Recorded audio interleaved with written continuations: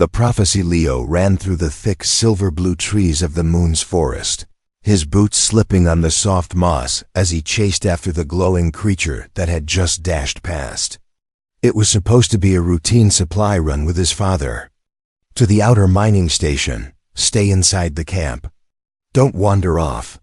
But he was 12, and the pull of the forest was stronger than any warning. He had seen it first from the edge of the trees.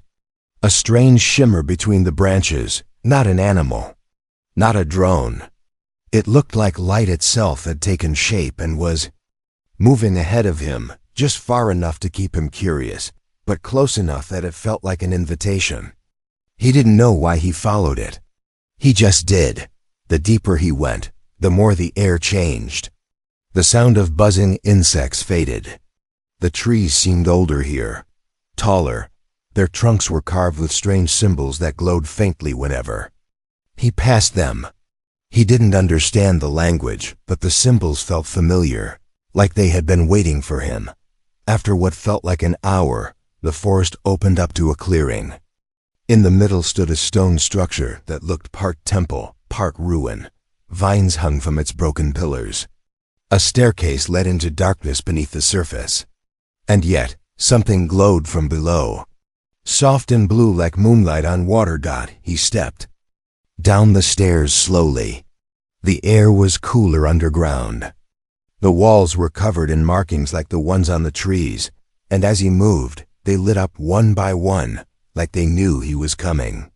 He reached a wide-open chamber where a large stone circle stood upright, humming gently. In front of it stood a figure. She wasn't human. She was tall and thin, dressed in a flowing robe made of a fabric he had never seen before. It shimmered like water and wind at the same time. Her skin had a soft glow, almost like it was made of starlight. Her hair floated slightly as if she were underwater, and her eyes bright silver with rings of gold locked onto his. Leo froze. Every part of him told him to run, to get back to camp, to never look back. But he didn't move. The alien girl tilted her head and stepped forward. Her face was calm, not afraid or angry. She raised a hand, and without thinking, Leo raised his. Two. Their hands met in the air, not touching, but only inches apart. The stone circle behind her pulsed with light. "You are not meant to be here yet," she said. Her voice was soft but strong, echoing around the chamber like music. But perhaps that is the way of things. Leo's mouth opened, but no words came out. He didn't know what to say. He wasn't even sure she was real. The girl stepped closer now and lowered her hand. She studied him, her glowing eyes narrowing slightly. "You are still young. The stars do not yet move for you," she whispered. "But they will." Leo frowned, trying to understand. Who are you?" "I am called Arya," she said. "I am the last of the seers of this moon. We watch the paths of time. We wait. Wait for what? For the one who brings fire from the stars. The one who was not born of this soil, but who holds its future in his hands." Leo blinked. "Is that me?" She didn't answer right away. Instead, she walked in a circle around him, as if studying something invisible around his body. Then she stopped and reached out. Her fingers brushed his forehead. A wave of warmth moved through him. Images flashed in his mind, flames rising into the sky, a shadow swallowing planets, and then a human figure standing in light, a sword in his hand, a crown of fire on his head. Arya pulled back, eyes wide. For the first time, she looked uncertain. "It is not time," she said again. "You are not ready. But I have seen it now. You will return. The world will need you. I will wait." She touched her chest and stepped back toward the glowing circle behind her. The light around her began to fade. Leo stepped forward, desperate now. "Wait, what do you mean? What am I supposed to do?" Arya looked at him with something close to sadness. "The throne will break. The stars will fall. Return when you are older, human," she said. "Return when you are ready." With that, the light in the chamber dimmed. The symbols on the walls stopped glowing. The circle behind her went dark. She was gone. Leo stood alone in the silence. He didn't remember how he got back to camp. His father was angry, of course, yelling about how dangerous the forest was. Leo didn't say anything about what he saw. Who would believe him? An alien girl with glowing eyes and a prophecy. It sounded like a story made up by someone bored of mining life. But he never forgot. Even after they left the moon and the station was shut down. Even as he grew older and joined the Space Force. Even when the Dominion began their rise and war spread across the stars. He carried the memory of Aria with him, tucked away like a hidden light in his heart. She had told him to return when he was older. He would. And when he did, he would find her. No matter what. The return. Leo stood inside the drop bay of his ship, staring out at the stars. The engines hummed beneath his boots while the other pilots around him joked and checked their gear. Outside the glass, the forest moon spun slowly in space, covered in thick clouds and the faint glow of storms beneath the atmosphere. He had not seen it in many years, but its shape had never left his mind. The name of the moon had changed since he was a boy. Once it was called Mira's Rest. Now, military files listed it as Sector E-17. The Dominion had taken it during their early rise, claiming the temples as ancient resources to be stripped and sold. Most said there was nothing left. But Leo knew that wasn't true. Something waited there. She waited there. He adjusted the straps of his flight jacket and walked over to the controls. His squad leader called out, asking if he was ready. Leo gave a short nod. They didn't need to know why. He requested this detour. The mission was to scan old ruins and destroy a leftover Dominion relay tower. Nothing special, nothing risky. At least that's what the briefing said. As the shuttle broke through the clouds, the land below came into view. The forest had burned. In many places, blackened trees reached toward the sky like bones. Craters marked the ground where Dominion bombs had fallen. But between the ashes, there were still places untouched. A sliver of green, a stretch of silver water. A memory waiting. In the dirt. Leo remembered every turn of the old forest paths. Even after so many years, his feet seemed to find their way without thinking. He moved ahead of the others through broken branches and silent wind. His boots sank into soft ground. The air smelled of smoke and something old. Not dead, sleeping. He reached the clearing just before sunset. The temple had changed. The top had crumbled, and vines now covered much of the stone, but it still stood. The stairs were cracked, but they led down, just like before. He paused for a moment, staring. At the entrance, a part of him hoped to hear her voice again. A part of him feared what he would find. With a slow breath, he stepped inside. The chamber was cold and quiet. The glowing symbols were gone. The circle stood dark and silent. Dust covered everything. He walked to the center and knelt, running his hand along the stone floor. The silence pressed around him. He closed his eyes. He whispered her name. No answer came. But something shifted. A faint sound, like wind through hollow wood. He opened his eyes and looked toward the far wall. Carvings, new ones. He stood and stepped closer. The carving showed a human figure with light bursting from his hands. Beside him stood a woman with long hair and glowing eyes. Around them, stars swirled and a tower crumbled behind them. The last image showed a broken crown falling into fire. It was the prophecy. The same one she had spoken to him as a boy. Only, now it was burned into the stone for all to see. Behind him, a sound echoed from the top of the stairs. Voices. His squad had followed. Leo stepped into the shadows, watching from the side. The soldiers entered, talking to each other and laughing. But their laughter stopped when they saw the carvings.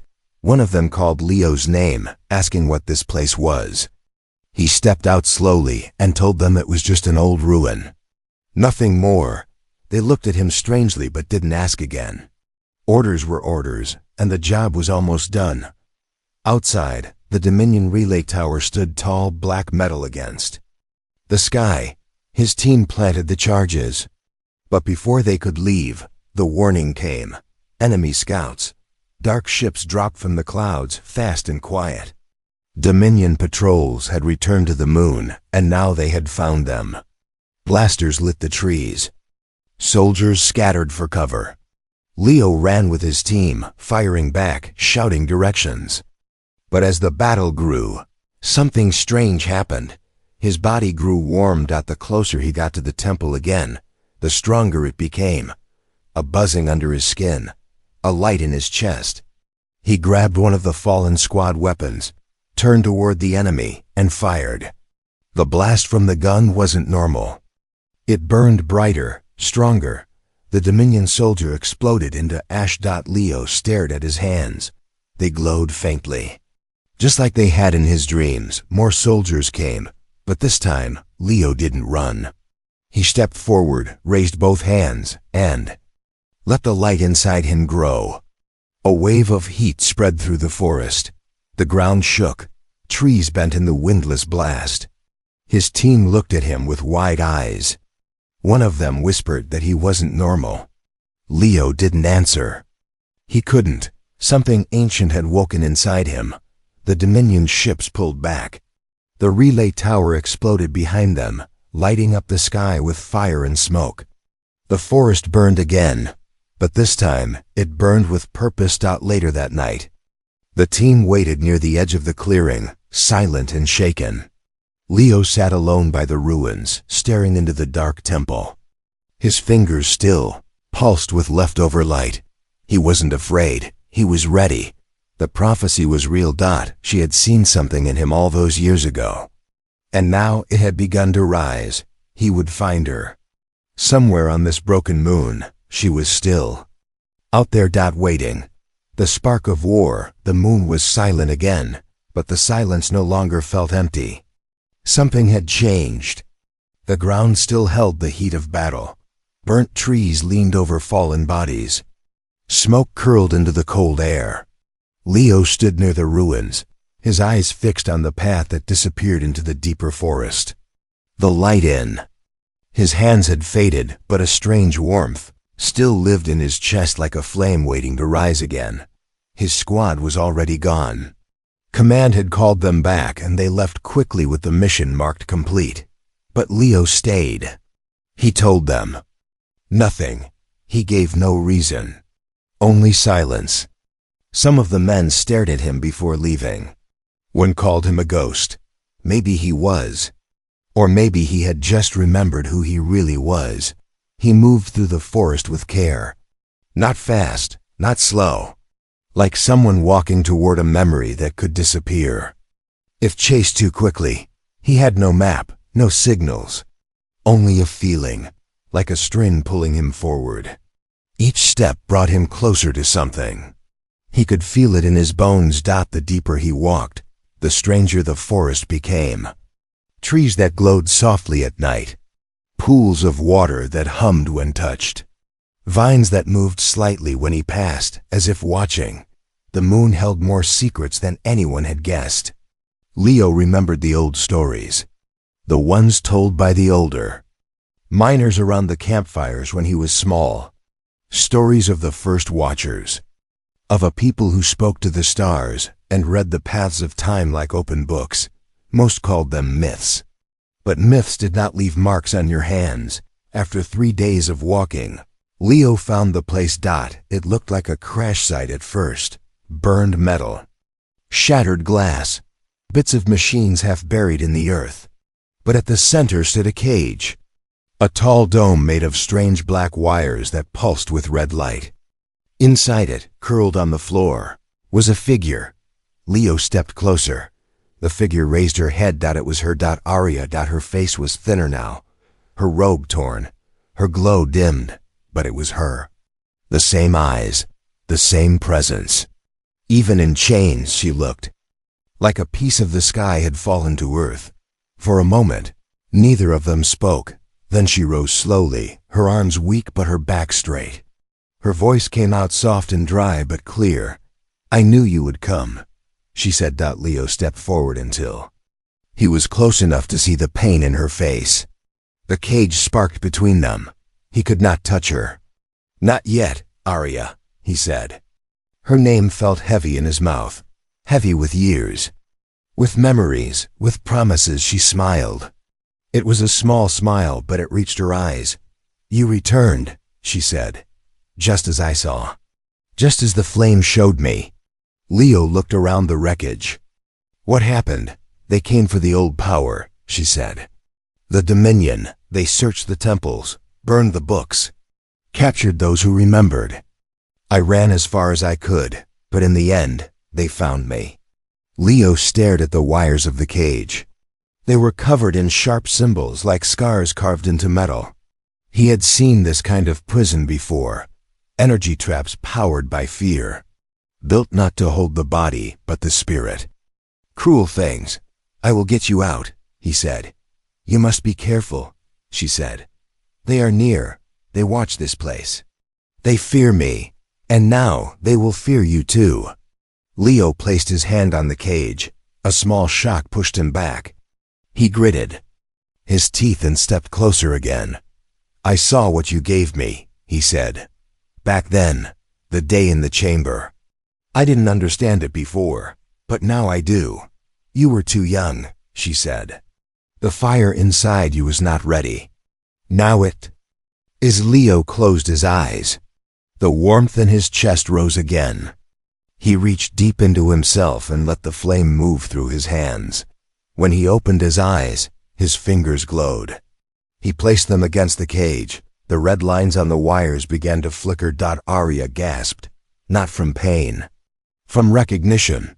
"You have touched the root flame," she whispered. "You have awakened it." Leo pushed harder. The wires began to shake. Sparks flew. Then a crack ran through the cage, and with a final flash of light, it collapsed. Arya stumbled forward, and he caught her in his arms. For a moment, they stood there. The forest held its breath. She looked up at him. "I saw you standing in fire," she said. "I saw you holding the sky itself. I thought it was only a dream." "It wasn't," he said. Suddenly, a sound rose in the trees. A deep hum, the kind that came before ships, the kind that meant trouble. Leo turned toward the noise. Arya's hand gripped his arm. "They will not stop," she said. "Not until all light is gone." "Then we make them stop," he said. They moved quickly through the forest. Arya guided him to an old temple hidden beneath the roots of a mountain. Inside, others waited. Not many, but enough. A few of her kind. Some from other worlds, survivors. They had been hiding for years. When Arya stepped into the light, the people bowed.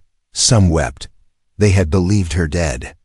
Now they saw her standing with a human, his hands still glowing with the fire of the stars. Arya raised her voice. "This is the one I told you about," she said. "The one I saw in the flame. He has returned, and now we fight." No one cheered. They only stood taller, silent, ready. The spark had been lit. The war would begin. Rise of the human flame. The mountain temple held a quiet power. Stone walls lined with glowing lines of energy stretched deep into the earth. The air inside was calm but heavy with history. Every step echoed through halls once filled with voices now long gone. Leo stood beside Arya at the center chamber. Around them, those who had once lost hope now watched with careful eyes. The fire inside Leo had not faded. It had grown stronger since he broke the cage. Now it hummed through his bones, steady and deep like a second heartbeat. Arya had not left his side. Her strength was slowly returning. The light in her skin had begun to glow again, softer than before but brighter than it had been in years. She walked without help now. Her voice was stronger. Her eyes held purpose. Together they stood before the circle of gathered survivors. Some were tall with skin like glass. Others were short with Faces like stone. There were only a few humans, mostly from old colonies abandoned when the war began. All looked tired. But none looked afraid now that Arya spoke first. Her voice carried through the chamber. The Dominion is not a storm we can wait out. It is not a shadow that will pass. It will burn every root of freedom. It will erase every song. It has already broken half the stars of the eastern sky. Then she turned to Leo. He stepped forward and looked into the faces of those who would follow him. He had never given speeches.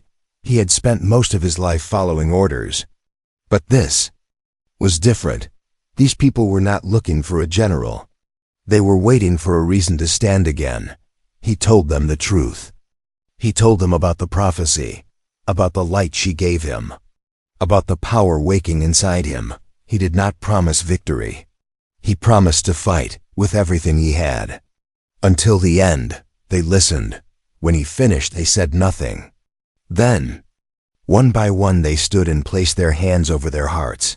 No salute, no shouting, just quiet loyalty. Plans began. Arya led them to an ancient map carved into stone deep in the temple. It showed the moons around the system. The Dominion weapon was hidden beneath one of them. A machine built to control gravity and crush resistance by swallowing entire colonies. It had not been activated yet, but soon it would be.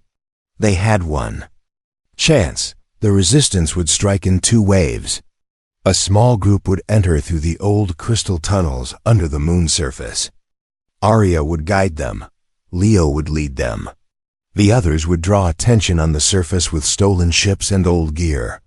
It was not a perfect plan, but it was their only chance. The day of the attack arrived. The night before, Leo stood on the high cliffs above the temple and looked at the sky. The stars were quiet. He remembered the first time he looked at the stars after meeting Arya. He had been just a boy then. And still, something inside him had known. One day, he would stand here. One day, he would burn brighter than any of them. Arya joined him. She stood beside him, her hands clasped behind her back. They didn't speak for a while. Then she said something he never forgot. You were never just a visitor in that chamber. You were always part of it, even before you stepped into it.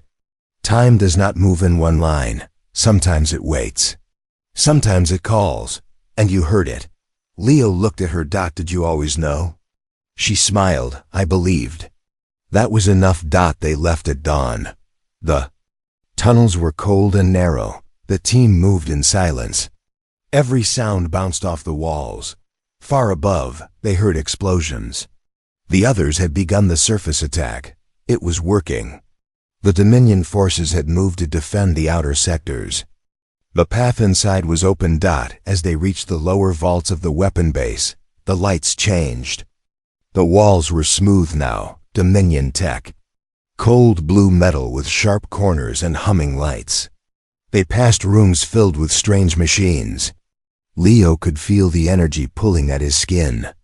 Like the place knew he was there. Then they reached the core, a vast chamber filled with spinning rings and a tower of energy that reached from floor to ceiling. At its base stood a tall figure wrapped in black armor. His face was hidden behind a mask of red glass. He turned slowly as they entered.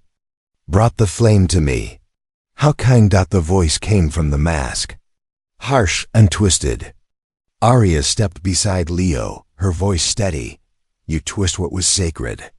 You steal what you do not understand. The masked figure laughed. We understand it well enough to use it. You feared its full power.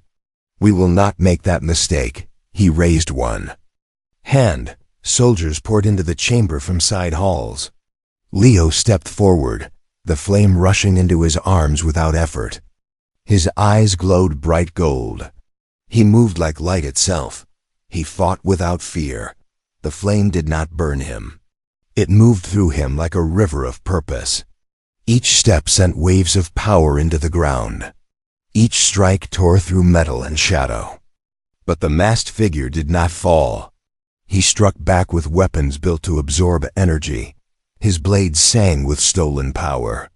Leo stumbled once, twice, then the third hit threw him across the chamber. Blood filled his mouth. His vision blurred. The Theunga. Others shouted. Arya ran to him. The masked figure laughed again and raised his blade. Then Arya stepped between them. She placed both hands on Leo's chest. Her voice was calm. Her body was shaking. You must rise. You must not end here. Leo grabbed her wrists. No. You'll burn. She smiled again. A soft smile that held lifetimes. Then let me burn with purpose. Light exploded. The hero she saw. The chamber shook with waves of pure light. The floor cracked beneath them. The rings above stopped spinning as energy burst out of their core. Arya's hands were pressed against Leo's chest. Her robes blew wildly in the storm of flame and wind. Her eyes glowed brighter than ever before. Her body trembled as the last of her power left her and flowed into him. Leo lay frozen for a moment, as if caught between two worlds. Pain rushed through him, but it did not break him. The fire inside him no longer needed a name. It had become who he was. He opened his eyes and they were no longer only human. They carried the shape of stars. He saw everything. He saw time unfold like a scroll. He saw the broken future waiting in the hands of the Dominion. And he saw the path to stop. Arya fell into his arms as the last light left her skin. He caught her gently. Her breathing was shallow, but her eyes were still open. Her voice was a whisper now. You were always the one I saw. Leo placed his hand over hers. His fingers no longer burned. The flame had settled into a deep glow beneath his skin. He stood slowly, lowering Arya to the ground where the stone was still. Warm, the masked figure watched from the far side of the chamber. His blade was still in hand. He had seen power before. He had stolen it from every corner of the galaxy. But now, for the first time, he took a step back. His voice no longer mocked. It only asked one question. What are you? Leo answered by walking forward. He did not run. He did not raise a weapon. The flame around him rose higher with each step. Machines began to fail. Lights shattered. The walls trembled. The Dominion soldiers backed away. Some dropped their weapons and fled. The masked figure attacked first. His blade swung with fury. It struck Leo's shoulder and shattered. The pieces fell like glass. Leo did not stop. He raised his hand and the flame surged. Not in rage, not in hate, but with purpose. The power struck the Dominion commander and lifted him off his feet. It tore the stolen energy from his armor. It broke the systems that had kept him alive. The mask cracked. The glow faded. When he fell, he did not move again. The chamber groaned as the core reached its limit. The weapon had begun to collapse. Leo turned back and ran to Arya. He lifted her carefully in his arms. Her eyes opened slightly. Is it done? Leo nodded. Then go. She said you must not fall with Heidi. Am not leaving you. You must, she whispered. If you stay, the fire ends with you. Looked at her. Her face was pale.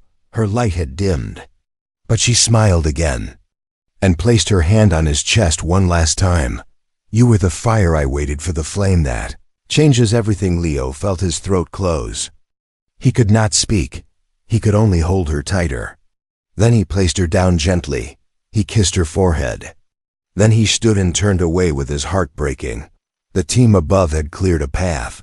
He ran through smoke and fire. Walls crashed. Behind him, beams fell, sparks flew. He ran faster than he ever had. Behind him, the weapon collapsed with a sound like the sky breaking in two. When he reached the surface, the first rays of sunlight had just touched the trees. The sky was red with smoke, but behind the clouds the stars still shined. The battle above had ended. The resistance had won. The Dominion ships had fled. The moon was theirs. Leo stood at the edge of the mountain and looked back once more. Ground below had cracked. The weapon was gone. So was the chamber. So was she. Later that night, a quiet fire burned near the ruins. Survivors from many worlds gathered. Some sang in old voices. Some prayed. Leo sat in silence. In his hands he held the crystal Aria had worn around her neck. It now pulsed softly with a gentle light. They asked him what he would do next. He told them he would stay. He would not return to command. He would not chase medals or titles. He would walk the forests he loved. He would rebuild the temple she guarded. He would light the fires again, not for war, but for memory, for peace. They listened and nodded. Some stayed with him. Others returned to their stars. But they all left with something they had not carried before. Hope. Years passed. The forest grew back. Children played where soldiers once fell. And in the center of the rebuilt temple, a stone stood. On it, carved by hand, were only a few words. She waited for him. He returned and became what she always saw the end.